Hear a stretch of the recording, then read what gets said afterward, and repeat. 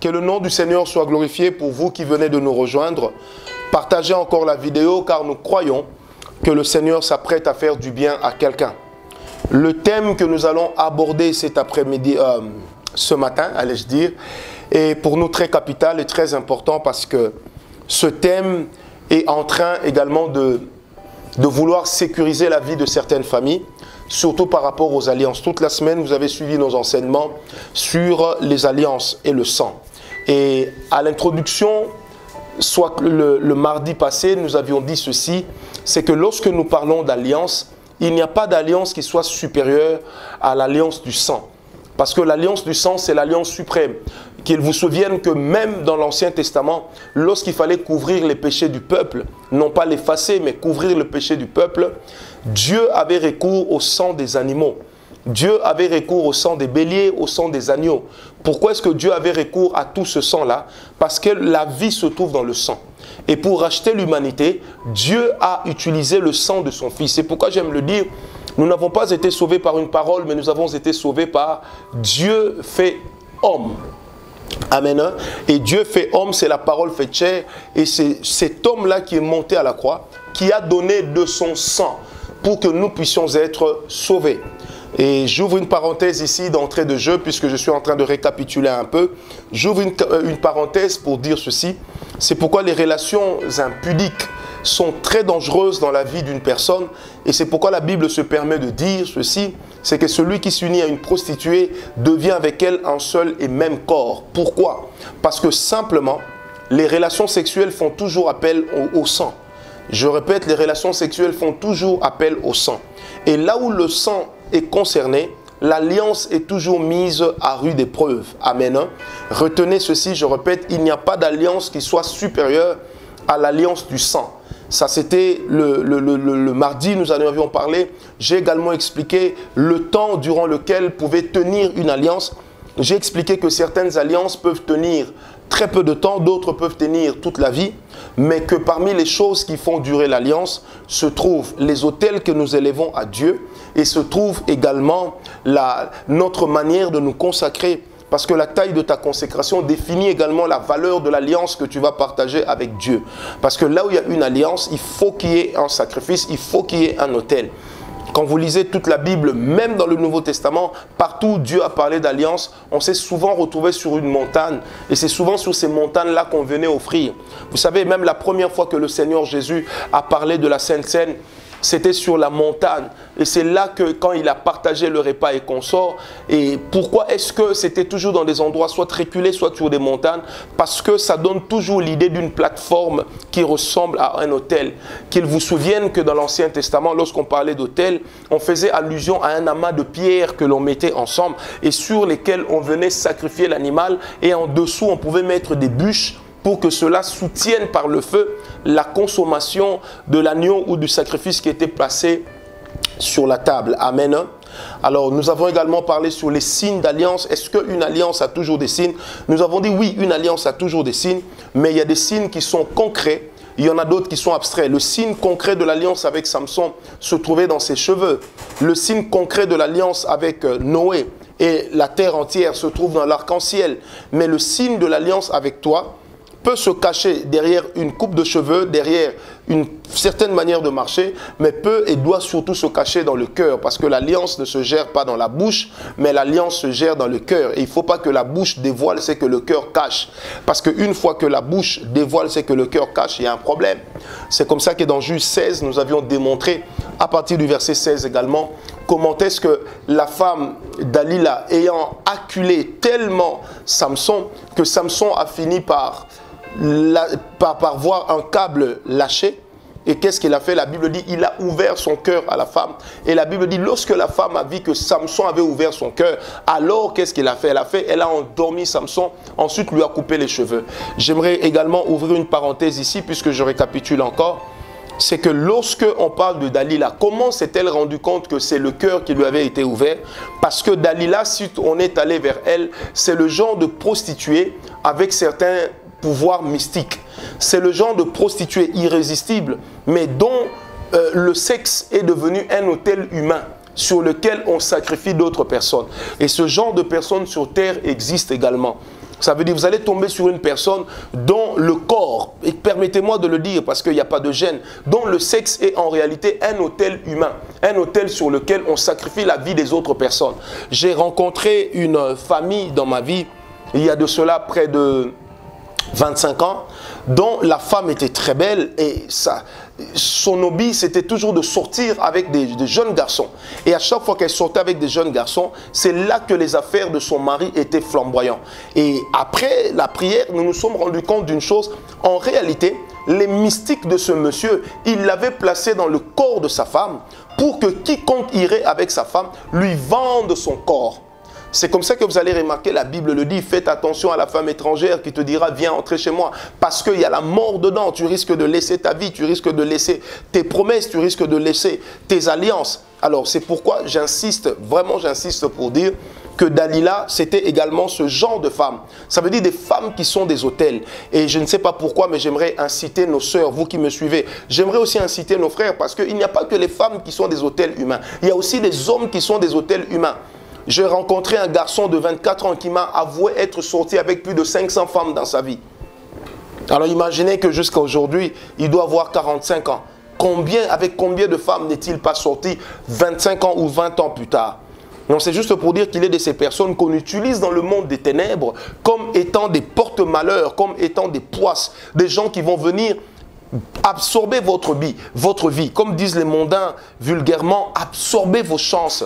Et ce genre de personnes existe et je prie en ce moment que Dieu délivre vos maisons, vos familles de ce genre de personnes au nom de Jésus. Parce qu'on peut blaguer avec tout, mais l'alliance est une chose avec laquelle on ne blague pas. Parce que toucher à l'alliance, c'est d'abord toucher à l'auteur de l'alliance. Et l'auteur de l'alliance est Dieu. Quand bien même l'homme prend l'initiative de l'alliance au travers des vœux, une fois que Dieu a dit oui, ça veut dire que Dieu s'est rendu maître et propriétaire de l'alliance. C'est pourquoi par le vœu, on peut entrer en alliance avec Dieu. Et la Bible dit que lorsqu'on a fait un vœu à l'Éternel et qu'on ne l'accomplit pas, c'est une malédiction. Mais c'est une malédiction qui ne vient pas d'un homme. C'est une malédiction qui vient de Dieu. Parce que c'est un peu comme si vous avez donné rendez-vous à Dieu sur un rond-point et l'Éternel s'est pointé sans que vous ne soyez là. Et vous savez, en langage humain, lorsque vous demandez à quelqu'un de venir là où vous devez vous rencontrer et que vous ne venez pas, ça fait mal et on dit que c'est un manque d'élégance, c'est un manque de respect. Alors, quiconque n'accomplit pas ses vœux, manque d'élégance et manque de respect vis-à-vis de Dieu. Et je prie Dieu en ce moment que nous puissions avoir l'élégance de la repentance parce que cela est très important.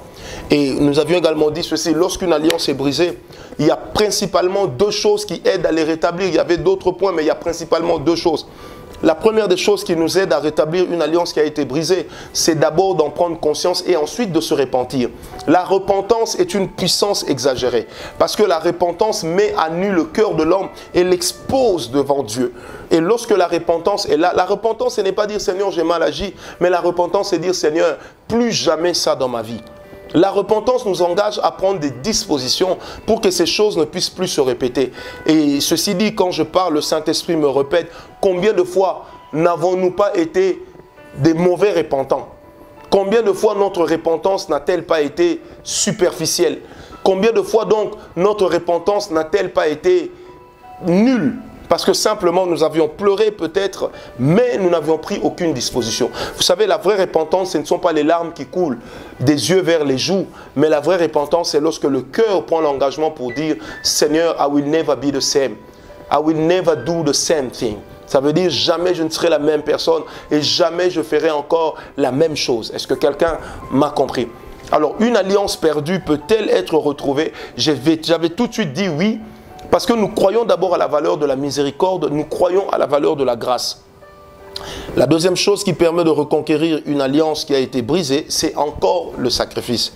Vous allez remarquer qu'en fait, toute la Bible tourne autour du sacrifice. On revient toujours sur le sacrifice. Soit c'est le sacrifice de soi-même, soit c'est le sacrifice de ce qu'on porte sur soi. C'est très important. Lorsque l'apôtre Paul dit dans Philippiens, je traite durement mon corps. En fait, c'est une manière pour lui, non pas de se mortifier, mais de se sacrifier pour Dieu, de se sacrifier à Dieu pour l'œuvre.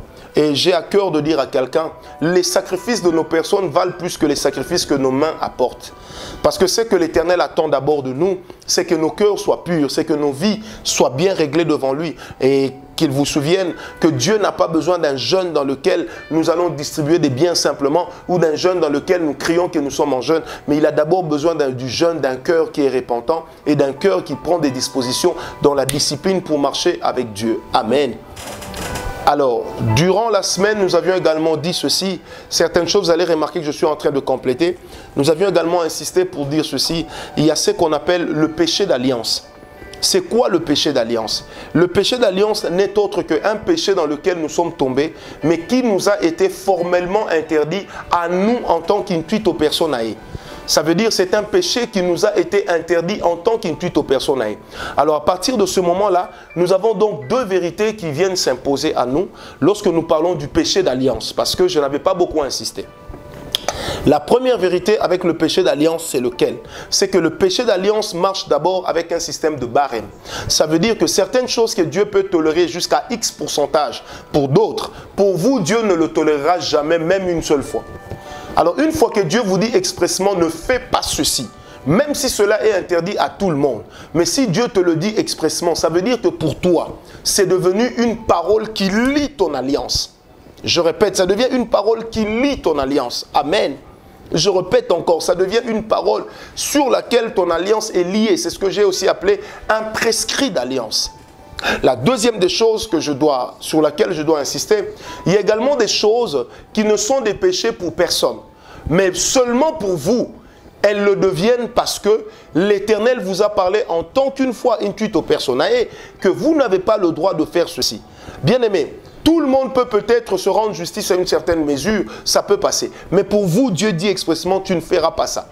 C'est un peu comme lorsque nous prenons l'histoire de Daniel 1, à partir du verset 5, la Bible dit que le roi a pris des jeunes gens, on les a amenés quelque part, et ces jeunes gens devaient être nourris pour être au service du roi 1 année ou 10 ans plus tard. La Bible dit qu'il y avait 4 jeunes gens qui étaient de bonne famille, qui étaient de beaux visages, qui étaient de belles carrures et qui venaient d'Israël, dont Daniel et ses amis. Qu'est-ce qui s'est passé? La Bible dit on les nourrissait. Et Daniel a dit à les chansons du roi que ne nous nourrissez plus de cette alimentation, nous allons manger des légumes et prendre de l'eau. Donnez-nous 10 jours. Et après 10 jours, vous verrez ce que le Seigneur aura fait avec nous par rapport à ce qu'il aura fait avec eux. 10 jours après, on s'est rendu compte qu'ils avaient une meilleure mine. Et l'année où ils ont été présentés au roi, le roi a eu un fort attachement à ces 4 personnes parce que la Bible dit qu'ils étaient d'une intelligence et d'une performance qui était hors norme. En fait, mais qui avait dit à Daniel que vous ne devez pas manger comme tout le monde? En fait, les mets de la table du roi n'étaient pas des mets impurs, non. Ce n'était pas de la viande sacrifiée aux idoles, la Bible ne le dit pas. Mais simplement qu'à ces 4 personnes, Dieu a donné une consécration spéciale, laquelle était que eux ne devaient manger que des légumes et prendre de l'eau. Et avec cela, le Seigneur a été avec eux. Et là encore, j'aimerais dire ceci. N'imitez jamais la consécration que Dieu a donnée à une autre personne. Ça devient un péché pour vous. Est-ce que quelqu'un m'a compris? Je répète, n'imitez jamais la consécration que Dieu a expressément donnée à une autre personne. Sinon, ça devient un péché pour vous. Si Samson ne devait pas enlever les 7 tresses, ça ne veut pas dire que tous les jeunes gens d'Israël avaient les 7 tresses. Non. Est-ce que quelqu'un m'a compris? Parce que la consécration, ce n'est pas a place to be, ce n'est pas a thing to do. Donc la consécration, ce n'est pas l'endroit où il faut être, ce n'est pas la chose qu'il faut faire comme quelque chose qui est à la mode. Genre, lorsque tu n'es pas dedans, lorsque tu ne communies pas avec ces choses, ça veut dire que tu es démodé. La consécration est quelque chose de tellement sérieux. C'est pourquoi la Bible l'appelle le naziréat. Et quelque chose de tellement sérieux que chacun de nous doit apprendre de Dieu la chose que Dieu attend de lui. Est-ce que quelqu'un m'a compris?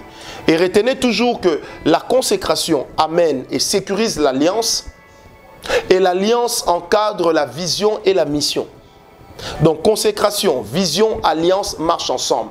Maintenant, la provision qui doit aider à accomplir la vision ne vient pas dans l'homme automatiquement lorsqu'on a reçu une vision. Parce que les gens ont l'habitude de dire oui, mais quand Dieu donne une vision, il donne aussi la provision. C'est écrit nulle part. Quand Dieu donne une vision, La consécration te connecte à la provision. C'est pourquoi la consécration, c'est l'ensemble des choses à faire et l'ensemble des choses à ne pas faire. Est-ce que quelqu'un m'a compris? C'est l'ensemble des choses à faire et l'ensemble des choses à ne pas faire. À partir de ce moment-là, nous entrons dans un domaine qui est purement personnel. Donc Dieu peut te dire à toi, tu ne mangeras pas de viande. Mais ça ne veut pas dire que tu vas dire à tous ceux qui sont autour de toi, Dieu m'a dit je ne mangerai pas de viande. Par conséquent, vous aussi, vous ne mangerez pas de la viande. En fait, c'est l'amalgame dans lequel les gens tombent souvent. Une consécration qui t'est propre. Ce n'est pas Manoah qui ne devait pas prendre des liqueurs, mais c'était sa femme. Ce n'est pas Samson, ce n'est pas le papa de Jean-Baptiste qui ne devait pas manger la viande, c'était Jean-Baptiste. Ça veut simplement dire qu'à chaque personne est liée une consécration particulière. Et ceci m'amène à vous dire, mes amis, l'alliance est toujours quelque chose de privé entre l'homme et Dieu, entre l'homme, la femme et Dieu, entre une famille, Dieu. Amen. Je répète, l'alliance est toujours quelque chose de particulier entre l'homme et Dieu, entre l'homme, la femme et Dieu. C'est pourquoi Dieu se définit comme le troisième brin dans l'alliance du mariage. Ou encore entre une famille et Dieu. En ce moment-là, la famille et Dieu auront pour point d'accès le responsable de la famille. Ça veut dire le sacrificateur de la famille. Et c'est là que je vais commencer mon enseignement d'aujourd'hui. Amen. Alors, le responsable de la famille, le sacrificateur de la famille, vaut son pesant d'or dans l'unité de la famille, mais aussi dans la destinée et dans la survie du nom de la famille. Amen. Ça veut dire que le père de la famille a une responsabilité qui va au-delà du social, a une responsabilité qui va au-delà du psychologique, a une responsabilité qui va au-delà du psychique. Il a une responsabilité qui est d'abord spirituelle. Et la responsabilité spirituelle dit ceci, c'est que le père est le modèle parfait que les enfants suivent. Et cela se remarque comment? C'est que nous tous, à un certain âge, nous avons toujours voulu ressembler soit à papa, soit à maman. Moi, je me rappelle, lorsque j'étais petit, tout ce que mon père mangeait, je trouvais que c'était bon. Et si on me pose la question, tu manges telle chose, je posais toujours la question, est-ce que papa mange ça? Parce qu'une fois que papa le mange, c'est bon. Ça veut simplement dire que le modèle que Dieu a donné aux enfants, les modèles que Dieu a donnés aux enfants, c'est d'abord papa et maman. Les meilleurs repères, c'est d'abord les parents. C'est pourquoi la famille ne peut pas se bâtir sur les enfants. Une femme stérile dans une maison, un homme qui est incapable de féconder sa femme dans une maison, ça ne veut pas dire que les deux ne constituent pas une famille. La famille se constitue autour de l'homme et de la femme. Les enfants viennent pour partir parce qu'ils constitueront leur famille. C'est pourquoi la Bible dit ceci, que l'homme quittera son père et sa mère. Ça veut dire, si tu es le papa, elle est la mère. Votre enfant que vous cajolez aujourd'hui, demain il s'en ira pour aller créer sa propre famille. Maintenant, toi le père, tu dois prendre conscience d'une chose, c'est que tu es le sacrificateur de ta famille. Il ne faut pas avoir l'onction, être un bon prédicateur, mais tout en étant un mauvais mari ou un mauvais père de famille. Sinon là, tu deviens comme David, dont le trône est disputé, non pas entre des étrangers, mais entre les enfants du même sang. Absalom va réclamer le trône qui ne lui était pas dévolu. Ananias va réclamer le trône. Adonijah va réclamer le trône. Et Joab sera là en train de guetter de loin. Est-ce que ça ne peut pas aussi me revenir? Est-ce que quelqu'un me comprend? On assiste à de telles choses lorsque le sacrificateur, le père, ne veut pas être le sacrificateur de sa maison. Je vais peut-être vous étonner avec la théorie que je vais développer maintenant. C'est laquelle? Un père, même s'il est conscient ou il est inconscient de sa sacrificature, eh bien, il l'a. Pourquoi il l'a? Parce que la Bible dit, je bénirai Aaron et ses fils. Amen. L'huile qu'on jettera sur la tête d'Aaron va couler sur lui, va couler sur sa barbe. La même huile va couler sur ses fils. Ce qui veut simplement dire que les fils de Aaron, Éléazar et l'autre, ont bénéficié non pas d'une onction qui leur était destinée, mais ils ont bénéficié d'une onction qui était destinée à leur père. Mes amis, lorsque vous avez des parents qui se disputent, des parents qui sont des ivrognes, des adultères, ne dites pas c'est leur vie, priez pour ça. Ça veut dire que le sacerdoce de la famille est déjà entaché de quelque chose de pas bien. Le sacerdoce de la famille commence déjà à souffrir. C'est comme ça que vous allez remarquer dans nos familles, nous avons des gens qui prient, mais dont la vie ressemble aux membres de leur famille. Pourquoi? Parce qu'ils ont tous part à la même sacrificature. Est-ce que vous savez que la composition familiale a toujours une forme pyramidale? Ça veut dire au bout duquel se trouve le père, la mère. Amen. C'est pourquoi Dieu dit créons l'homme à notre image. C'est-à-dire tout tend vers Dieu. Dans la famille, tout tend vers le père. Tout tend vers la mère. C'est pourquoi les garants de l'alliance de la famille, premièrement, c'est papa et maman. C'est pourquoi à papa et maman, il est toujours exigé deux choses. La complicité et la complémentarité. Être une seule chair n'est pas un langage charnel, c'est un langage esprit. Vous savez, si vous prenez 1 Corinthiens 6, 17, la Bible dit « Celui qui s'unit à une prostituée devient avec elle un seul et même corps ». Ça veut dire que pour devenir un seul et même corps, nous avons dépassé la dimension du corps charnel, mais nous sommes entrés dans la dimension du corps-esprit. Or, lorsque nous nous retrouvons dans la dimension du corps-esprit, c'est que Dieu veut simplement dire, c'est quoi? Vous savez, dans le corps de l'homme, son esprit peut circuler à l'intérieur de lui. Dans le mariage, j'aimerais vous dire, l'alliance peut circuler entre deux personnes. L'alliance peut circuler entre les deux membres qui forment la famille. Papa et maman. C'est pourquoi la Bible est claire. Oh, j'aime la parole de Dieu. C'est pourquoi la Bible dit que si l'homme est impur, la femme qui est sanctifiée peut sanctifier son mari. Ça veut dire qu'elle peut porter l'identité de son mari devant Dieu, obtenir le pardon pour lui, comme si c'eût été elle. Et partant de là, la repentance est vraie. Partant de là, la complémentarité s'établit. Et il y a une harmonie dans la famille qui tient compte de quoi? Du dialogue.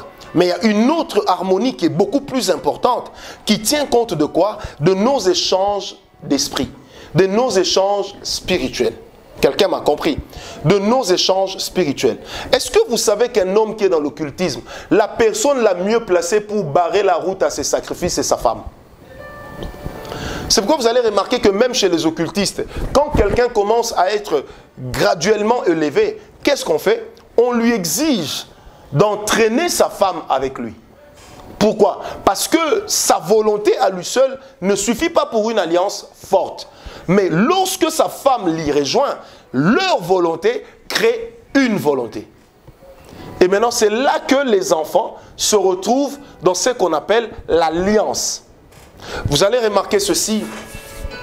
Lorsque Abraham a reçu la visite des 3 personnes qui sont venues chez lui, ils ont parlé à Abraham. Ils ont aussi parlé à Sarah. Ils ont changé le nom de Abraham en Abraham, mais ils ont aussi changé le nom de Sarah en Saraï. Pourquoi ont-ils touché les deux? À telle enseigne que dans Jean 8, verset 56, le Seigneur Jésus lui-même dira à ses contemporains, « Votre père Abraham était dans la joie lorsqu'il a vu mon jour. » Pourquoi le Seigneur insiste sur le fait que Abraham était dans la joie? Parce qu'en Abraham vivait Sarah, en Sarah vivait Isaac. Quelqu'un m'a compris? C'est pourquoi la Bible même parle des filles de Sarah. Parce qu'en Sarah était Isaac. Amen. La complicité entre un homme et une femme est très importante dans le couple pour pouvoir arriver à une véritable alliance. La complémentarité aussi va avec. C'est pourquoi la capacité de pardonner à ton mari, de pardonner à ta femme est très très importante. Elle est même souhaitée. Vous savez, j'ai un ami à moi qui a été marié 2 fois. Aujourd'hui, il en est à son 3e mariage parce que ça n'a jamais marché. Un jour, il est venu me voir, il me dit, prof, puis c'est comme ça que souvent les gens m'appellent, il dit, prof, on a un problème, c'est que je remarque que tout ce que je fais ne marche pas. Quand j'ai tenu sa main pour prier, j'ai vu sa précédente femme en train de murmurer contre lui. Ensuite, je lui ai dit, mon cher ami, il n'y a pas de démon qui te combat. Il y a simplement le fait que tu avais tellement brisé le cœur de cette femme par la qualité de ton infidélité que dans ses prières, elle a eu à dire des paroles qui continuent à courir. Elle me dit, mais comment elle va dire des paroles qui vont courir? Elle n'est pas ma mère. Je dis, elle est ta femme. Et par la valeur de l'alliance, elle a la capacité d'influencer ta destinée. Parce que l'alliance a la capacité d'influencer ta destinée. Un jour, je priais pour un homme qui attendait un poste de ministre. C'était quelque part dans un pays africain. Rassurez-vous, ce n'était pas en RDC. Et sa femme, je la connaissais très bien. Sa femme m'a sorti une parole. Pendant que j'avais donné une prophétie, disons à l'homme, monsieur, tu es en train de devenir ministre. C'était ministre de l'économie ou des affaires sociales, à moins que je ne m'abuse. Cette femme me dira sous la colère, elle me dit, mon mari m'a trompé avec sa secrétaire. Il va voir. Ce poste-là, il va rater ça. J'ai dit à Dieu, il doit rater ce poste. Frère, 7 ans après, l'homme n'a toujours pas eu le poste. Un jour, la femme me pose la question, mais papa, comment mon mari n'a pas eu le poste? J'ai regardé la femme dans les yeux et j'ai dit, mais va te poser à toi-même la question devant le miroir. Elle me dit, pourquoi? J'ai dit, mais c'est toi qui as maudit ton mari, ce n'est pas moi. C'est comme ça que mes amis, j'aimerais ouvrir une brèche. Dans un véritable couple, apprenez à prier l'un pour l'autre et non à vous soupçonner. Apprenez à bénir la vie de l'autre et non à vous maudire. Apprenez à vous parler en bien et non à vous injurier. Parce que tout ce que vous s'aimez est capable de détruire une alliance que l'Éternel a pourtant établie en vous. Or, lorsque l'alliance est détruite, c'est le diable qui gagne et ce n'est plus Dieu qui gagne. Amen. Vous savez, j'étais en train de parler une fois sur Moïse et sur Aaron, sur Moïse et sur Josué. Aaron était le porte-parole de Moïse, mais Josué était le fils spirituel de Moïse. C'est à Moïse, que Dieu avait dit expressément, change le nom de Josué. Et dans une certaine version hébraïque, Josué veut tout simplement signifier le petit poisson. Et Moïse, Moshe, signifie l'étendue d'eau ou encore une cour d'eau. Vous allez remarquer ceci. C'est que lorsque Josué veut signifier le petit poisson, ça veut dire que le petit poisson ne peut pas vivre sans l'eau. Et l'eau constitue son milieu naturel. La première des choses que Dieu a faites pour assurer à Josué les alliances de Moïse, c'était laquelle? C'était d'amener Josué à être accepté comme par Moïse, comme étant son fils spirituel.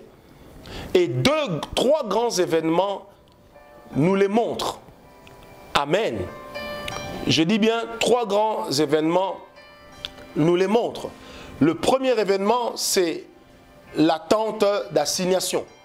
La Bible dit ceci, lorsque Moïse allait dans la tente d'assignation, qu'est-ce qu'il faisait? Il emmenait avec lui Josué. Et Josué, le jeune homme, même après que Moïse soit sorti, Josué restait dans la tente d'assignation alors que lui, Moïse, sortait. Pour deux raisons. La première raison, c'est que Josué ne pouvait pas partager la gloire du Père pendant que le Père est vivant. Dans le monde de l'esprit, les victoires du Fils appartiennent à son Père. La deuxième des choses, prenez avec moi Exode 33. Exode 33, est-ce que vous y êtes? Exode 33, je vais lire à partir du verset 7. La Bible dit, Moïse prit la tente et la dressa hors du camp, à quelque distance. Il l'appela tente d'assignation. Et tous ceux qui consultaient l'Éternel allaient vers la tente d'assignation qui était hors du camp. Moïse se rendait à la tente. Tout le peuple se levait. Chacun se tenait à l'entrée de sa tente et suivait des yeux Moïse, jusqu'à ce qu'il fût entré dans la tente. Et lorsque Moïse était entré dans la tente, la colonne de nuée descendait et s'arrêtait à l'entrée de la tente. Et l'Éternel parlait avec Moïse. Verset 10. Tout le peuple voyait la colonne de nuée qui s'arrêtait à l'entrée de la tente. Tout le peuple se levait et se prosternait à l'entrée de la tente. L'Éternel parlait avec Moïse face à face, comme un homme parle à son ami. Puis Moïse retournait au camp. Mais son jeune serviteur, écoutez, mais son jeune serviteur, Josué, fils de Nun, ne sortait pas du milieu de la tente. C'est Moïse qui était convoqué, mais Josué était là. En tant que fils, les enfants de Moïse ne pouvaient pas avoir part au sacerdoce parce que le sacerdoce était lévites et les enfants de Moïse n'étaient pas des lévites. Ils étaient des lévites en partie. Or, la loi d'Israël disait ceci. Né juif, né israélite, que celui qui est né d'une mère israélite. Mais celui qui est né d'un père israélite avec une mère étrangère n'avait pas de part en Israël. C'est pourquoi les enfants de Séphora, qui n'étaient pas hébraïques, israélites, et les enfants de l'Éthiopienne, qui n'étaient pas non plus israélites, n'avaient pas part au sacerdoce. Mais Josué, quand Dieu dit à Moïse, change le nom de ce jeune homme, appelle-le Josué. Ça veut simplement dire, adopte-le comme faisant partie d'un homme qui vit dans tes alliances. Amen. Et quand il va dans la tente d'assignation, qu'est-ce qu'il fait? Il emmène avec lui Josué. Retenez maintenant ce que je vais dire. Or, il était écrit dans la loi mosaïque encore que tu ne te présenteras pas devant l'Éternel les mains vides. Ça veut dire qu'au moment où Moïse venait dans la tente d'assignation, il devait sacrifier. Mais au moment où Moïse sacrifiait, Josué était témoin.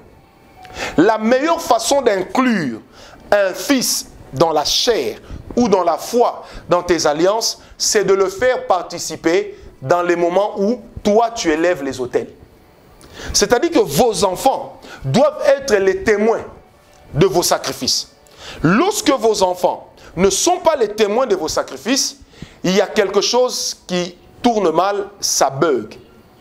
Amen. Je répète, quand vous venez offrir vos sacrifices, même dans l'église, apprenez des fois à venir avec vos enfants. Amenez vos enfants. Que vos enfants voient comment vous amenez à Dieu votre sacrifice. Parce que quand Moïse venait rencontrer Dieu, il venait avec son sacrifice. Josué était témoin du sacrifice de Moïse. Et j'ai ici une parole qui monte dans mon esprit. Ça veut dire que Josué, Papa Méchac, était certainement celui qui préparait le sacrifice. Que Moïse devrait offrir. Parce que Moïse ne pouvait pas, Josué ne peut pas offrir le sacrifice là où il y a le souverain sacrificateur. Mais Josué pouvait préparer. C'est pourquoi Josué ne venait pas avec Moïse. Il précédait Moïse, Moïse arrivait, il sacrifiait, ensuite Moïse sortait, Josué restait pour rassembler les ustensiles, mais aussi pour ne pas avoir part à la gloire qui couvrait le Père. Dans le monde spirituel, lorsqu'il y a une alliance, dès que le Fils veut prendre la gloire du Père, il a déjà tué le Père. Et l'alliance est biaisée. Quelqu'un me comprend? Alors, j'ai une autre chose pour vous donner cet exemple. Lorsque le frère Noé, dans Genèse 8, est sorti de l'arche, la première des choses qu'il va faire, il va sacrifier des animaux. Mais quand il sacrifie les animaux, il le fait en présence de qui? En présence de sa femme, en présence de ses enfants. Quelqu'un me comprend? Vous savez, dans mon couple, j'ai appris une chose grâce à ces passages. À chaque fois que je dois faire un sacrifice, j'appelle mon épouse. Si elle est à la maison, je l'appelle. Si elle est à l'étranger, je l'appelle. Je cherche à avoir son accord. Pas parce que je la crains, pas parce que j'ai peur d'elle, pas parce que je suis un mari soumis, non. Mais parce que simplement je connais la valeur d'une alliance et j'ai besoin que quand je sacrifie, que mon épouse, son cœur puisse m'accompagner dans le sacrifice que je fais. C'est pourquoi j'ai toujours offert à Dieu au nom de moi, au nom de mon épouse et même au nom de mes enfants lorsqu'ils ne sont pas là. Et quand mes enfants ne sont pas là, une fois que je suis avec eux, parce que je peux être en voyage ou eux peuvent être en voyage. Une fois que je suis avec eux, c'est moi qui informe mes enfants. Pour dire les enfants, vous avez connu telle voiture, non? Oui, papa. Papa a donné ça à Dieu. Vous savez que papa était allé travailler à tel endroit? Oui. Vous savez qu'on a payé papa? Oui. Papa a donné cet argent à Dieu. Pourquoi est-ce que je parle à mes enfants? Parce qu'il faut que l'esprit de mes enfants communie avec le sacrifice que j'ai offert. C'est là que si vous voulez que vos enfants soient forts, et vivent dans vos alliances, et que vos alliances vivent chez eux, même lorsque vous serez morts, il faut que vous appreniez à sacrifier en présence de vos enfants. Amen. Il faut apprendre à sacrifier en présence de vos enfants. Pourquoi Dieu s'en prend à Élie le sacrificateur? Allant jusqu'à dire à Élie dans 1 Samuel 2 verset 30, il dit, ceux qui m'honorent, j'honore celui qui m'honore, et celui qui me déshonore, je le déshonore. Pourquoi Dieu a envoyé la parole à Élie pour dire, tu n'as pas réagi lorsque tes enfants sabotaient le sacrifice à l'Éternel? La Bible dit ceci, à cause de cela, toi Élie, je vais te tuer parce que ta réprimande n'était pas forte. Dieu voulait dire à Élie, je n'ai pas d'alliance avec Ophni et Phinehas, mais j'ai une alliance avec Élie. C'est pourquoi, puisque tu n'as pas été un bon père dans l'alliance, je vais te tuer. Je vais tuer tes enfants. Le sacerdoce reviendra à ta famille plus tard. Mais qu'est-ce qui va se passer? Samuel, le benjamite, est entré dans la lignée d'un lévite et il a hérité du sacerdoce pour une génération. Mais qu'est-ce qui a fait que Samuel hérite? Ce n'était pas anodin. Vous me parlerez du péché d'Ophni et Phinehas, vous me parlerez de l'oisiveté, de la passivité de leur père Élie. Mais moi, ce matin ou ce soir, je voudrais vous parler aussi de la troisième des choses qui a fait que Samuel puisse hériter du sacerdoce. C'était quoi? C'est que Samuel servait Élie. C'est pourquoi quand Dieu parle à Samuel, quand il appelle Samuel, il l'appelle en utilisant la voix d'Élie. C'est pourquoi Samuel va vers Élie et dit, maître, me voici. Or, en Israël, un fils considérait son père comme son maître. Et qu'il vous souvienne que Samuel a été offert à Élie au service de l'Éternel lorsqu'il venait à peine de finir d'être sévré. Ça veut dire que c'est un enfant qui n'avait pas plus de 6 ans quand il a été offert à Élie. Donc, il a bénéficié de l'éducation de Élie et Élie était pour lui son père. Donc, Dieu n'est pas allé bien loin. L'alliance a continué auprès de celui qui s'est illustré comme un fils dans la chair, dans la foi, alors que les fils dans la chair ont échoué. Est-ce que quelqu'un m'a compris? Une autre vérité, toujours sur ce premier point. Lorsque Noé va bâtir l'autel, la Bible dit c'est lui seul qui offre le sacrifice, mais en présence de sa femme, en présence de ses 3 enfants, en présence de leur femme. Genèse 9, en présence de Canaan, où Canaan est venu après. Maintenant, remarquez ceci. Lorsque Noé va se retrouver ivre dans Genèse 9, et que Cam ou Cham, selon certains, va découvrir la nudité de Noé, et qu'il en parlera aux autres avec moquerie. Que disent les Écritures? Au lieu de maudire Cham, il va maudire Canaan. Parce que le jour où ils sont sortis de l'arche, lorsqu'ils ont offert de sacrifices, Canaan n'était pas là. Écoutez cette parole. On ne maudit pas un homme qui élève les autels. Parce que lorsque on a élevé l'autel, lorsque Noé a offert le sacrifice, c'était en présence de Cam. Ça veut dire qu'au travers des mains de Noé, au travers du sang de Noé, Cam aussi sacrifié. Ayant sacrifié, Noé fâché ne peut pas maudire Cam. Mais qu'est-ce qu'il fait? Il maudit Canaan. C'est pourquoi il dit ceci, il dit que Canaan soit maudit. Il regarde Sem. Il lui dit que tes fils possèdent le territoire de Canaan. Genèse 12, versets 1 à 3. Sors de la maison de ton père vers le pays que je te montrerai. Genèse 13. L'Éternel lui dit, parcours le pays le long en large, car le lieu sur lequel tu te trouves est un lieu saint. Genèse 14. Là où Moïse se trouvait s'appelait Canaan. L'exode a commencé lors de la malédiction que Noé avait déclarée à Cam. Abraham est venu vivre et matérialiser cet exode. En fait, Abraham n'est pas le premier à qui Dieu a dit quitte. Dieu avait dit quitte au fils de Sem pour aller prendre le territoire de qui? De Canaan. Et Abraham ayant fait montre d'une obéissance sans précédent, il est entré dans une lignée. Et laquelle était-ce? C'était l'alliance de Noé. C'était l'alliance de Sem. Quelqu'un m'a compris? Et à partir de cette alliance-là, Abraham est entré, il a possédé le territoire de qui? De Canaan. Est-ce que quelqu'un m'a compris? On ne maudit pas un homme qui a élevé les sacrifices pour les domaines dans lesquels il les a faits. j'aimerais dire sans embâche à quelqu'un qui me suit, si j'élève mon sacrifice contre ma pauvreté, alors ma pauvreté n'est plus mienne. Elle est devenue une pauvreté passagère, même si j'y suis encore. Pourquoi? Parce que l'autel, le sacrifice combat la chose que nous avons désignée.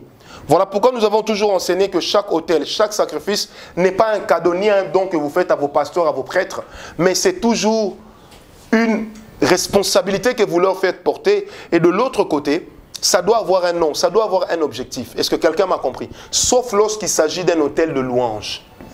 Amen. Donc la première des choses, faites participer vos enfants. Faites que vos enfants participent au moment où vous êtes en train d'offrir le sacrifice. Faites-le même avec vos enfants. J'ai à cœur de vous le dire. Si c'est de l'argent comme ça, si c'est des objets, s'il le faut, faites même que vos enfants les touchent. C'est ça même la logique du bouc émissaire. C'était quoi un bouc? Et comment est-il devenu émissaire? Lorsqu'on voulait se laver du péché du peuple, on amenait un bouc. Le pécheur posait ses deux mains sur le bouc. Le sacrificateur posait les deux mains sur le bouc. On tuait le bouc. Ça veut dire qu'on tuait les péchés de celui qui avait amené le bouc. Lorsque nous amenons aujourd'hui un sacrifice à Dieu, nous ne l'amenons pas comme le bouc de l'Ancien Testament, bien sûr. Mais la réalité du bouc émissaire reste. Ça veut dire que mon sacrifice parle à ma place. Et lorsque vous prenez Apocalypse 14, la Bible est claire. C'est que lorsqu'on a ouvert l'autel, une voix est sortie. Apocalypse 16, un ange est sorti, un ange a parlé. Dans ces deux chapitres, on parle de deux réalités, mais qui convergent vers la même vérité. Laquelle? C'est que le sacrifice parle pour celui qui l'a amené. Si aujourd'hui, moi, j'emmène mon sacrifice, et que par mon sacrifice, l'Éternel dit, Ngawala, ma parole ne s'éloignera point de toi. Bien-aimé, si mes enfants sont avec moi, la suite est simple. Elle ne s'éloignera pas non plus de la bouche de mes enfants après moi. Parce que la Bible dit ceci, j'ai fait alliance avec toi et je fais alliance avec les enfants de tes enfants après toi. Voilà pourquoi Dieu, lorsqu'il vient parler dans Exode 2, à Moïse, il lui dit, Moïse, je suis le Dieu d'Abraham, je suis le Dieu d'Isaac, je suis le Dieu de Jacob. Pourquoi Dieu insiste? Est-ce que je peux vous dire quelque chose? Parce que dans le monde spirituel, l'alliance n'a jamais été l'alliance des fils. Ça a toujours été l'alliance des pères. Et Dieu voulait montrer à Moïse, Moïse, même toi je te choisis. Non pas parce que tu es un homme terrible, mais je te choisis parce que simplement, pas parce que tu descends de Néri, mais je te choisis parce que simplement, tu es descendant de Abraham, d'Isaac et de Jacob. Et quand Moïse dit, mais Seigneur, lorsque j'irai vers le peuple, Exode 3, quand ils me poseront la question, mais qui est celui qui m'envoie? Il dit, tu leur diras, le Dieu de qui? De votre père. Mais Israël en Égypte, a-t-il connu Abraham? Non. Mais pourquoi il dit le Dieu de votre père? Parce que l'alliance des pères dure toute une vie. Il est celui qui a dit, ma bénédiction durera jusqu'à la 1000e génération. Mais ma malédiction s'arrêtera à la 3e ou à la 4e génération. À moins qu'il y ait eu quoi? Repentance. Amen. Donc l'alliance, c'est d'abord l'alliance des pères qui descend sur les fils. C'est pourquoi on ne trahit pas un père. Il y a des gens qui ont l'habitude de dire, oui, d'ailleurs moi je n'aime plus mon père. Le fait de ne plus l'aimer ne veut pas dire que tu n'es plus à lui. Est-ce que quelqu'un me comprend? Parce que les alliances d'un père conditionnent la vie du fils. Amen. Donc Noé, Moïse avec Josué, Abraham, Dieu a toujours parlé par qui? Par les alliances des pères. Et ce sont les alliances des pères qui ont sécurisé les enfants. Ça, c'est la première des choses. Il faut que l'alliance vive en famille. Prenez même Exode 12. Exode 12, à partir du verset 12 encore. La Bible est claire, lorsque vous devez manger l'agneau pascal, qu'est-ce qui se passe? On le mangeait en famille. Parce que la famille vaut son pesant d'or. Lorsqu'on parle d'une alliance, on le mangeait en famille. Alléluia. J'ai envie de dire quelque chose, je me réserve un peu. Mais je crois que je vais le dire. Est-ce que vous savez que les alliances d'un père peuvent protéger les enfants, même quand le père est déjà mort? C'est comme ça qu'un père peut se retrouver en voyage à New York, mais Dieu peut le prévenir sur tout ce qui se passe chez lui.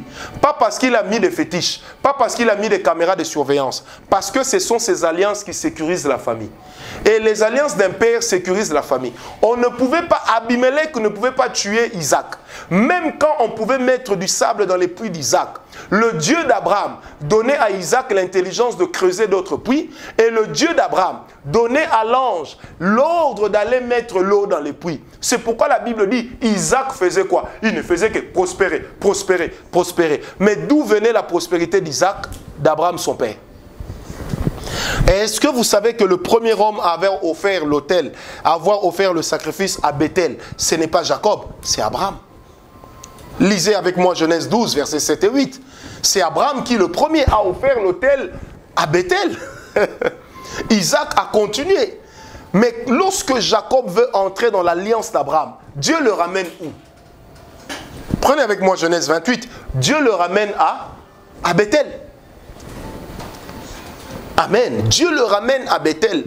Parce que le lieu du sacrifice doit toujours être la plateforme familiale. Cela est important. C'est pourquoi, monsieur qui me suit, tu dois apprendre à ta femme à respecter les prescrits de Dieu. Et tu dois lui apprendre à respecter même les gens du dehors que Dieu a placés comme des sacrificateurs pour votre famille. Quand ton épouse manque du respect au sacrificateur qui est placé pour votre famille, la conséquence logique, tu pourras combattre les démons. L'accomplissement de tes promesses va traîner. Pourquoi? Parce que la filialité spirituelle dépend toujours de la paternité. Et c'est de la paternité que viendra la bénédiction, jamais de la filialité. Est-ce que quelqu'un m'a compris? Amen. Deuxième clé pour que l'alliance descende chez les enfants. Je sens par la faveur divine que Dieu est en train de parler à une personne. La deuxième des choses à faire, c'est d'avoir l'habitude d'imposer les mains aux enfants tout en citant leur nom. Et l'habitude d'imposer les mains à vos enfants. Surtout lorsqu'il y a des grandes visitations divines qui s'opèrent. Vous voyez, quand vous sentez l'onction là, vous sentez la grâce. Si vos enfants sont là, imposez-leur les mains. Même s'ils dorment, entrez dans leur chambre, imposez-leur les mains. Citez leur nom. Quand Dieu te touche, le moment où tu deviens lucide, cite le nom de tes enfants. Parce qu'à chaque fois qu'il y a une visitation divine, il y a un couloir de l'esprit qui est ouvert. Et quand le couloir est ouvert, il faut que le nom de tes enfants vive dans ton cœur et sorte par ta bouche pendant ces moments. Est-ce que quelqu'un m'a compris? Il faut. Bien-aimé, Abraham arrive sur la montagne. Il veut donner Isaac. Je reviendrai sur ça dans un point. Mais lorsque Dieu l'arrête, que dit Dieu? Tu ne m'as pas refusé ton fils, ton unique, Isaac.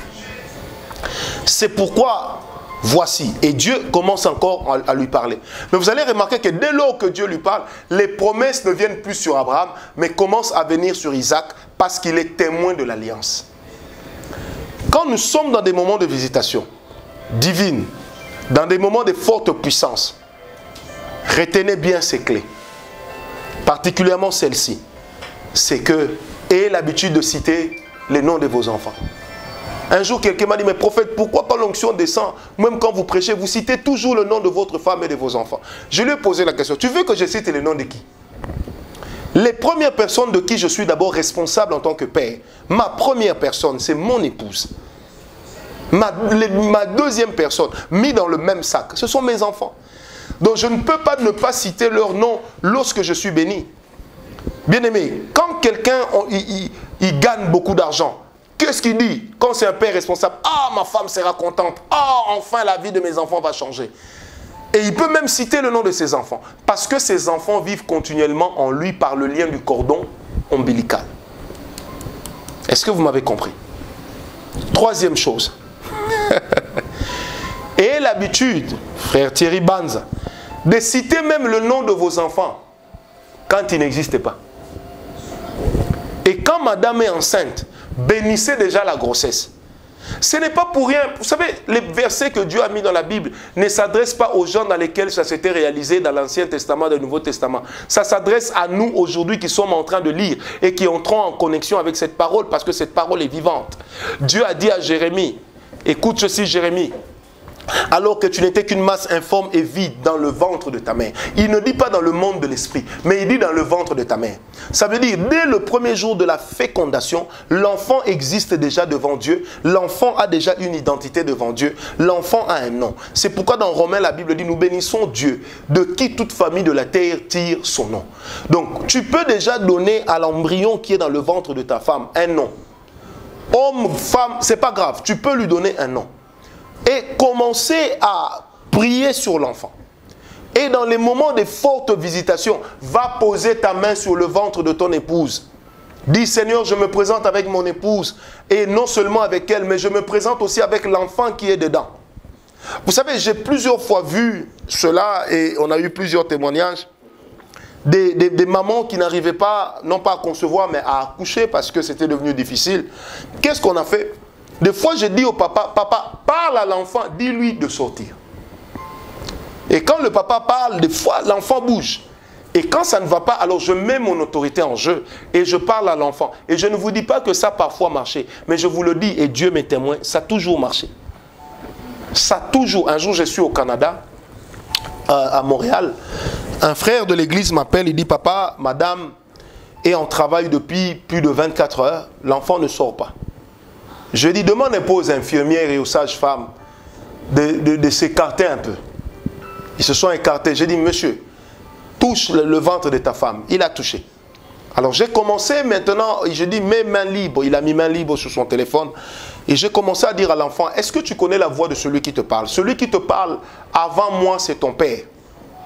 Mais après ton père, c'est moi qui suis le père spirituel de ton père. Maintenant, là même où je te parle, sors de ce ventre. Parce que j'ai dit qu'il n'y aura pas de césarienne. Et tu ne dois pas contraindre ta mère à une césarienne. Bien-aimé, pendant que je parlais, oh Dieu est vivant, 4 ou 5 minutes après, l'enfant est sorti. Amen. De la maman qui j'ai accouché. Les sages-femmes accourent parce que la voix du Père a amené, au travers de la voix du Père dans le sang, a amené à ce que l'enfant puisse sortir. Même derrière la caméra se trouve Papa Michael. Je me rappelle de l'accouchement de sa fille, Priceless. C'était pratiquement dans les mêmes conditions. Et j'avais dit à son épouse, le jour où tu accoucheras, j'aimerais bien être là. Mais je me connais certainement que je ne serai pas là. Mais même si je ne suis pas là, le Dieu que je sers sera là avec vous. Et quand on m'a appelé par leur marraine, Maman Titi, pour me dire effectivement que l'accouchement aussi était difficile, compliqué, et patati et patatra, j'ai appliqué le même principe. J'ai parlé à l'enfant. L'enfant est sorti, pas par césarienne, par voix basse. Une autre dame m'a appelé une fois, elle était déjà sur le lit, sur la civière. On la conduisait dans la salle d'opération parce qu'elle n'arrivait pas à accoucher. J'ai dit, est-ce que tu as l'huile d'olive sur laquelle on a prié? Elle m'a dit oui. Elle a pris l'huile, elle a mis sur elle. J'ai parlé à l'enfant, j'ai dit, écoute, je suis le père spirituel de ton papa dans la chair. Je te dis de sortir.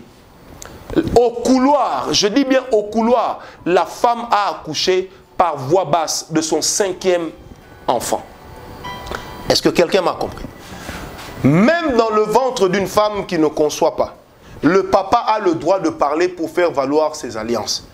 Et ce ventre-là, on peut vous dire, oh matrice, oh trompe, il n'y a pas de trompe, il n'y a qu'une seule trompe, il n'y a pas de trompe. Moi, j'ai des témoignages de gens qui ont accouché sans trompe. J'ai des témoignages de gens qui ont accouché à 55 ans. J'ai des témoignages de personnes qui ont accouché alors que la matrice était dans une position renversée. Au point que le médecin lui-même dira, je ne vois pas cet enfant, il repose sur quoi? Il repose sur la main de l'Éternel. Amen. Quatrième clé qui amène l'alliance à vivre dans les enfants, c'est que lorsque vous êtes seul et que vous êtes en train de contracter une alliance avec Dieu, qu'il vous souvienne, l'alliance se contracte par le vœu ou par l'autel, et que vous êtes en train de contracter une alliance avec Dieu, Michael, ne le faites pas en votre nom. Il ne faut pas écrire Michael Lumanisha, il faut écrire famille Lumanisha. présentez-vous toujours au nom de votre famille. Amen. Je répète, au premier, j'avais dit présentez-vous avec votre famille. Mais au quatrième, j'ai dit présentez-vous au nom de votre famille. Est-ce que vous savez que même l'envoûtement, quand ça veut entrer dans une famille, ça entre en utilisant le couloir de l'alliance du nom? Combien de personnes n'ont-elles pas, une vie qui est complètement à côté de la plaque, et quand on prie pour elles, on se rend compte que la chose qui les dérange est simplement une alliance qui est venue à partir du nom. On va dire des fois une personne, c'est le nom que tu portes. Hier, j'ai reçu une dame et je lui disais, ma soeur, tu sais, le problème que tu as en réalité, ce n'est pas toi. On t'a donné le nom d'une tante et parce que tu as hérité de ce nom, tu as pris aussi sa vie.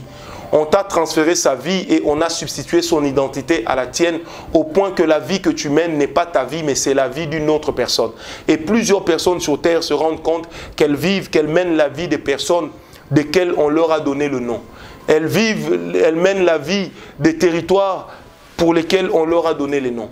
Bien-aimé, viens devant Dieu. Quand tu viens traiter une alliance avec Dieu, quand tu viens apporter ton sacrifice, fais-le au nom de tous tes enfants.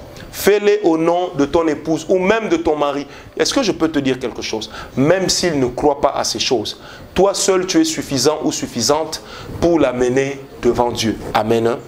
Contracte une alliance au nom de la famille. Mais c'est comme ça que les gens même travaillent pour envoûter les gens dans la famille, pour établir des esprits de limitation. Qu'est-ce qu'elles font? Qu'est-ce qu'ils font? Eh bien, ils vont voir les féticheurs. Il s'appelle Lutondo, mais quand il va voir les féticheurs, il s'appelle Lutondo Marc, mais quand il va voir les féticheurs, il ne donne que le nom de Lutondo. Point. Or, le féticheur et ses esprits comprennent que derrière Lutondo se cachent également tous ceux qui sont nés des Lutondo. C'est comme ça que vous allez remarquer, un homme à lui seul est capable de conduire toute une famille dans des alliances maléfiques pour détruire. A fortiori notre Dieu lorsqu'il veut rebâtir et construire. C'est pourquoi j'aimerais dire à quelqu'un, la Bible dit dans Isaïe 61 que vous rebâtirez sur d'anciennes ruines. Vous relèverez des constructions antiques. Est-ce que quelqu'un m'a compris? Amen. Viens avec le nom de ta famille. Cinquième clé. Si vous voulez que vos enfants participent à vos alliances, apprenez à leur parler des prescrits de vos alliances et des promesses qui y sont rattachées. Vous savez, un jour quelqu'un m'a posé la question, prophète, est-ce que vous êtes sûr que Abraham a appris à Isaac à élever des autels? J'ai dit oui, parce que Isaac l'a fait, mais quand vous lisez dans la vie d'Isaac, il ne l'a pas fait plus de 3 fois. Mais sachant qu'à l'époque, la communication ou la transcription était plus de bouche à oreille, c'était la culture, je crois de tout mon cœur que Abraham a dû parler à son fils Isaac. C'est pourquoi Isaac, même dans sa marche, est demeuré un homme correct qui a corrigé les erreurs de son père Abraham. Abraham a fait l'enfant avec Agar, pas Isaac. Dans la vie d'Isaac, il n'y a pas eu d'Agar. Lorsque Sarah est morte, Abraham est allé chercher d'autres femmes, 3 ou 4, ce qui n'a pas été le cas avec la vie d'Isaac. Bien-aimé, c'est pour dire à quelqu'un, tu dois parler à tes enfants des prescrits d'alliance. Est-ce que vous savez que des fois les enfants de ce monde sont plus courageux que nous, maman Mireille? Vous allez voir votre grand-père qui va vous, avec sa sorcellerie, il va vous dire, hey, ma fille Mireille, tu vois, dans notre famille, on ne mange pas la tortille. Parce que l'esprit qui nous donne l'argent vient de la tortille. Tu vois, dans notre famille, quand un serpent entre, on ne le tue pas. Parce que c'est le totem de notre famille. Et après que le serpent soit passé, la richesse va rester. Pourquoi les féticheurs ont l'habitude de dire à leurs enfants les prescrits des alliances avec leurs interdits, mais pas nous? Pourquoi nous disions seulement à nos enfants, les enfants, prions simplement? Non. Apprenons à dire à nos enfants, mes enfants, ce qui a fait que votre papa arrive là où il est, c'est parce qu'il s'est gardé de l'adultère, même en dernière minute. Il s'est ressaisi, il n'est pas tombé. Ce qui a fait que votre papa puisse être ce qu'il est, c'est parce qu'il sacrifiait tellement à Dieu. Ce qui a fait que votre papa soit ce qu'il est, c'est à cause de l'intégrité. Mes enfants, la Bible dit, instruis l'enfant selon la voie qu'il doit suivre. Or, la meilleure instruction qu'on donne à un enfant, c'est laquelle? Ce sont les repères qu'on lui a donnés par la qualité de vie qu'on a menée. Par la qualité de vie dont on a fait montre, ça permet à l'enfant d'avoir des repères. Bien aimé, pourquoi les fils de ce monde seraient-ils plus sages que nous? Parlons aussi à nos enfants. De quoi avons-nous honte? Nous ne sommes pas en alliance avec le diable, mais nous sommes en alliance avec Yahweh. Disons à nos enfants, mes enfants, vous savez pourquoi papa est resté longtemps directeur? Pourquoi papa est resté longtemps chef? Parce que simplement, papa, en dehors des dîmes, papa avait une alliance financière avec Dieu. Écoutez mes enfants, suivez. Oh, vous savez, j'ai été un jour voir un couturier à Paris, une maison de vente d'habillement qui appartient à des Juifs. Peut-être que son fils, même Lévi, me suit. Parce qu'il est abonné également sur notre chaîne. Ce sont des Lévites. Ce sont des Juifs judaïsants. Le papa me dit une chose. Il dit, un jour, j'ai été voir le rabbin à Jérusalem. J'ai posé la question au rabbin. Pourquoi est-ce que chez moi, je ne réalise pas beaucoup de bénéfices dans ce que je fais? Vous savez, le rabbin lui a dit, parce que tu as marché contre la loi de notre père, Abraham et Moïse. Il dit, tiens, comment ça? Le rabbin lui dit, il est écrit dans la loi de Moïse, tu sanctifieras le jour du sabbat. Il dit, mais c'est le jour du sabbat que les gens achètent pourtant. Le rabbin lui dit, vendredi à partir de 14 h, ferme ton magasin. Ouvre-le lundi. En fait, le rabbin lui retranche 3 jours sur 7. Ce monsieur me dira, il dit, monsieur Francis, depuis que je le fais, je vends 10 fois plus. Parce que la Bible dit, le peuple est sans frein lorsqu'il lui manque la révélation, mais heureux est-il lorsqu'il a la loi. Amen. La deuxième des choses que j'ai remarqué là-bas, un jour je suis entré dans ce magasin un vendredi à 13 h. Et il y a des rabbins qui sont entrés pour prier. Vous savez que j'étais là, assis, j'attendais qu'ils finissent leur prière. Quand ils ont fini la prière, il a payé la dîme de la semaine. Il a payé 20% au-dessus de la dîme et en leur disant que c'est son alliance financière avec Dieu. Ça, c'était le papa. 3 ou 6 mois après, je me retrouve dans le même magasin. Je vois le fils poser les mêmes actes que son père. Je lui posais la question, mais pourquoi vous faites ça? Il me dit, je ne comprends pas trop, hein, mais papa m'avait dit que dans la loi de Moïse, il est écrit que si nous respectons la loi, nous aurons la bénédiction. La grâce n'a jamais annulé la loi. La grâce l'a accomplie. Est-ce que quelqu'un m'a compris? Aujourd'hui, les chrétiens deviennent légers dans leur marche. Pourquoi? Parce que simplement, ils pensent que la grâce est venue annuler la loi. Si la grâce avait annulé la loi, ça veut dire que le sacrifice de Jésus serait nul. Parce que le sacrifice de Jésus n'est pas basé sur la grâce. Il est basé sur la loi. Il a ouvert la porte à la grâce pour nous. Or, en Christ, nous avons l'accomplissement total de quoi? De la loi. Pourquoi sur la montagne de transfiguration lui sont apparus Moïse et Élie? Parce que Moïse, c'est le symbole de la loi. Élie, c'est le symbole du prophète. Est-ce que quelqu'un m'a compris? Donc, de la loi qui est venue s'accomplir dans le Fils, des prophètes qui ont eu pour apogée ministérielle le même Christ. Est-ce que quelqu'un m'a compris? Parlons à nos enfants. Les féticheurs disent à leurs enfants, mon fils, ne te lave pas après 18 h. Quand il est 18 h passé, ne te lave pas. Parce que l'argent de notre famille dépend du fait que tu ne te laves pas après 18 h. Mais disons aussi nous à nos enfants, mon fils, apprends à prier 2 h, 3 h par jour. Faites-le, même si je ne suis plus là, mes enfants. Faites-le. Moi, j'ai l'habitude de dire à mes enfants, si aujourd'hui papa n'est pas là, papa n'est pas un homme riche. Donc même s'il ne vous laisse pas beaucoup d'argent, il vous laissera un Dieu. Et je dis à mes enfants, mes chéris, voilà ici comment papa marche. Parmi les secrets de papa, il y a telle chose, il y a telle chose. Je le leur dis. Je le leur dis. Et vous savez, il y a exactement 2 jours, j'ai pleuré lorsque mon fils de 10 ans m'a envoyé sur WhatsApp la photo d'une grande maison. Et alors que je dormais encore, il m'a envoyé ça. À mon réveil, j'allume mon téléphone, je regarde, je vois la photo de cette maison. Et puis en bas, mon fils qui m'écrit, il dit, papa, comme tu m'as appris, je prie et je veux me battre dans la vie pour avoir une telle maison. Et puis il ajoute, je ne me donnerai point de repos jusqu'à ce que j'ai atteint un tel objectif. Frère, j'en ai eu les larmes aux yeux. J'en ai eu les larmes aux yeux. J'ai dit, Sagui, mon fils, je t'aime. Que le Dieu de ton père soit ton Dieu. Que les alliances de ton père vivent en toi. Parce que j'ai toujours dit à mes enfants, attachez-vous à Dieu, soyez intègres, soyez fidèles à Dieu. Offrez à Dieu vos dîmes, vos autels, vos sacrifices. Offrez à Dieu vos offrandes.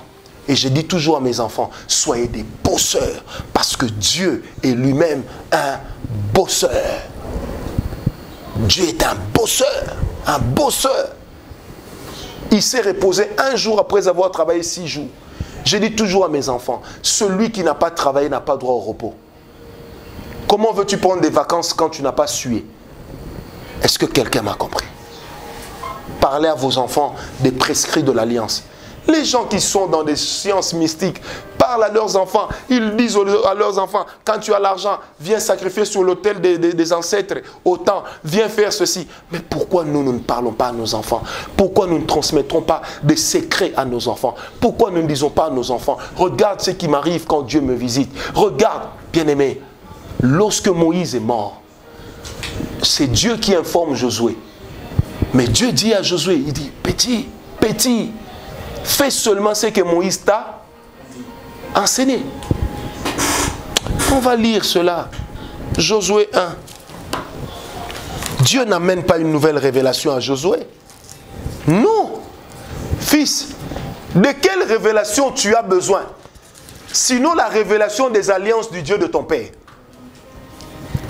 Il y a des gens qui vont en retraite alors qu'ils ont seulement besoin qu'on leur impose les mains et qu'on leur parle pour leur dire tu ne feras pas ceci, tu ne feras pas cela. Point.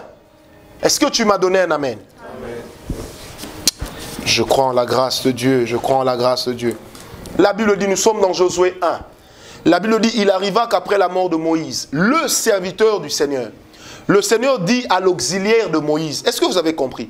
À l'auxiliaire de Moïse, Josué, fils de Nun, Moïse, mon serviteur, est mort.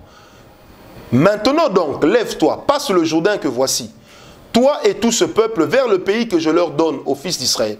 Tout lieu que foulera la plante de vos pieds, je vous ai donné comme je l'ai promis à Moïse.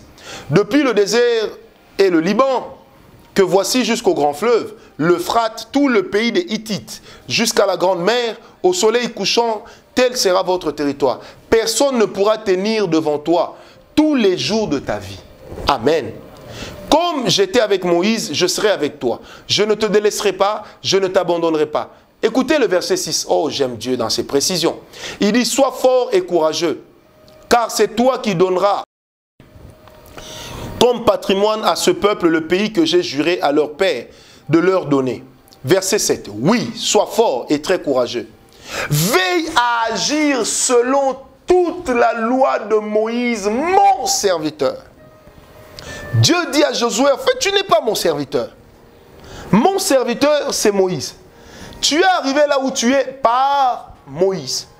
Lorsque Josué était allé combattre les Amalécites, qu'est-ce qui fait que la main de Moïse lui donnait la victoire? C'est l'alliance du Père au Fils. L'alliance du Père au Fils. C'était la 40e clé. La 5e clé, n'est-ce pas? La 6e clé, c'était la 6e clé. Maintenant, 6e clé, j'aime Dieu. Il faut avoir l'habitude de partager la Sainte Seine avec les enfants. Partagez la Sainte Seine également avec vos enfants, c'est important. Est-ce que vous savez, les gens m'ont souvent posé la question, est-ce que les enfants ont le droit de prendre la Sainte Seine? Je vais répondre en 2 volets. Les enfants ont le droit de prendre la Sainte Seine parce que la Bible ne le leur interdit pas. Deuxièmement, ça c'est lorsque nous donnons à la Sainte Seine une connotation particulière d'alliance. Chez nous, à la parole de foi, à chaque fois que nous avons Sainte Seine, nous suivons la révélation et l'inspiration que Dieu nous donne. Ça veut dire qu'il est de ces moments où l'Éternel nous dit par la Sainte Seine d'aujourd'hui, je vais guérir les malades. Tel que cela est écrit dans 1 Corinthiens 11. Que ceux qui ont négligé la Sainte Seine, il y en a qui sont tombés malades. Donc le contraire aussi est possible. Ça veut dire qu'en prenant la Sainte Seine, tout en étant conscient de la valeur du miracle de guérison qui est dedans, vous pouvez être guéri de vos maladies. Maintenant, si c'est votre enfant qui est malade, vous n'allez pas lui donner la Sainte Seine pour qu'il soit guéri. La Sainte Seine est le symbole du sang et du corps de Jésus. Est-ce que le corps de Jésus et le sang de Jésus sont-ils une propriété qui est réservée qu'aux adultes? Non. Mais lorsque nous prenons la Sainte Seine comme étant une valeur d'alliance par la conversion, cela ne sera réservé qu'aux personnes qui ont déjà donné leur vie à Jésus. Amen. C'est pourquoi j'ai dit j'allais répondre en deux volets. Voici comment vous devez faire. Lorsque vous prenez la Sainte Seine avec vos enfants, dans un contexte, dans un cadre qui est purement familial, ayez l'habitude de faire aussi des fortes déclarations de foi sur vos enfants. Faites des fortes... Vous savez, généralement nous sommes des bons pasteurs à l'église, mais pas dans nos maisons. À l'église, quand nous distribuons la Sainte Seine, nous avons le toupet de dire, maintenant Dieu est en train de guérir les malades. Il y a des gens qui vont sentir la puissance de Dieu. Mais Dieu aussi, on doit sentir sa puissance dans nos maisons. La Bible dit là où 2, 3 sont réunis. Ça veut dire que quand moi je fais la Sainte Seine avec mon épouse, maman Nana, ça veut simplement dire que nous sommes déjà 2. Dieu est là. Par conséquent, si nous faisons la Sainte Seine, je peux faire sur elle des déclarations que je ferai devant une foule nombreuse. Et nous, quand nous faisons la Sainte Seine en famille, j'impose la main à ma femme, j'impose les mains à mes enfants. Parce que c'est un moment de visitation. La Sainte Seine est une visitation divine. Quand nous faisons la Sainte Seine Michael, nous amenons le divin chez nous. Yeah. Nous amenons le divin chez nous. La Sainte Seine ne doit pas s'arrêter qu'à l'église. On doit amener, my God, on doit amener le divin dans nos maisons. Est-ce que quelqu'un me comprend? Tu prends Chaya, tu prends Oliver, tu prends les nouveaux bébés, tu prends madame. Tu fais la Sainte Seine comme un sacrificateur, parce que le Père est le sacrificateur. Quand le Père n'est pas là, que la mère célèbre la Sainte Seine avec les enfants, qu'elle déclare des paroles. Mes enfants, l'occultisme de votre Père n'entrera pas dans vos vies. Les alliances sataniques de ma famille et de la famille de votre Père n'entrera pas dans vos vies au nom de Jésus. Est-ce que quelqu'un m'a compris? Quand vous avez fini de faire la Sainte Seine, prenez les offrandes, mettez dans une enveloppe, allez donner ça à l'église. Parce que vous venez de tenir un culte. Bien-aimés, est-ce que vous savez que le culte de la Sainte Seine est un culte de puissance? Ce n'est pas un culte de contemplation. C'est un culte de puissance. Est-ce que vous imaginez qu'un être humain, un citoyen lambda, est en train de communier au corps du Fils unique de Dieu?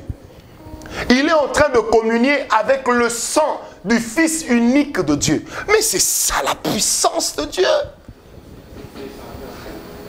L'évangile est une puissance pour quiconque croirait. Mais l'évangile est venu par qui? Par un homme qui a porté le sang, par un homme qui a porté la chair. Amen. 7e clé. Merci Jésus. Apprenez aussi à vos enfants à sacrifier. Genèse 26, versets 24 à 25. Isaac a sacrifié. Apprenez à vos enfants à sacrifier. Ça, c'était la 7e clé. Apprenez à vos enfants à sacrifier. Je passe parce que dans mes explications, je suis déjà revenu dessus.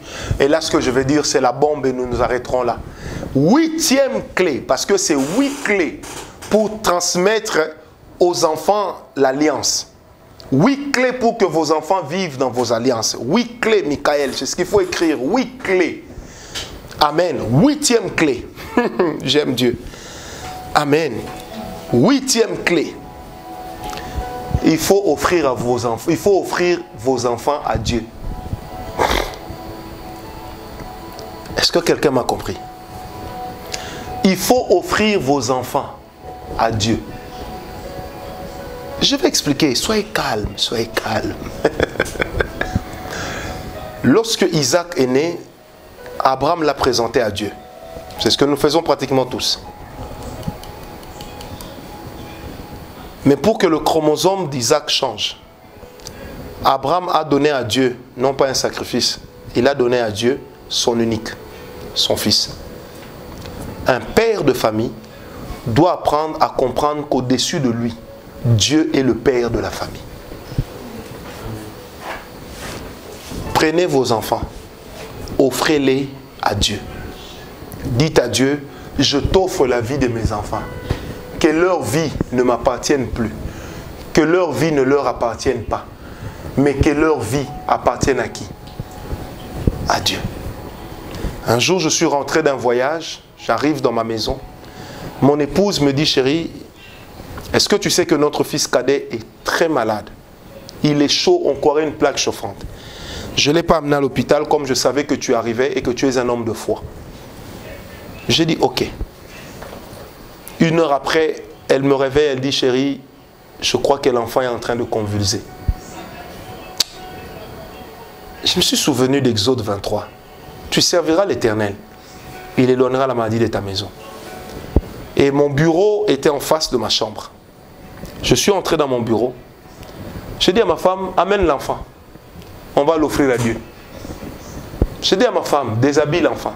Elle a déshabillé l'enfant. J'ai dit, mets l'enfant sur la table ici, là où je prépare mes messages, là où je pleure pour que Dieu me parle. Elle a posé l'enfant. J'ai pris l'huile d'olive. J'ai mis sur la tête de l'enfant. J'ai mis sur les pieds de l'enfant. J'ai mis sur le thorax de l'enfant. J'ai mis sur le nombril de l'enfant. J'ai dit à Dieu, si tu vas le prendre, prends-le.